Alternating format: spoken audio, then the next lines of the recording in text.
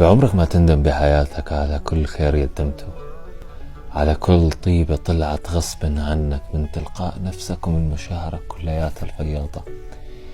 بعمرك لا تندم على كل ايد مديتها لتساعد ناس حواليك كان بس اللي عملوا لك اياه والمكافأة اللي اعطوك اياها انهم بتروا ايدك. لا تسمح لأي شعور سلبي انه ياكل من روحك كتير. لا تسمح لكل المواقف السيئة اللي مرت بحياتك انها تلون روحك البيضة لروح سودا، تشوه فيك كل شغلة ومعلم حلو.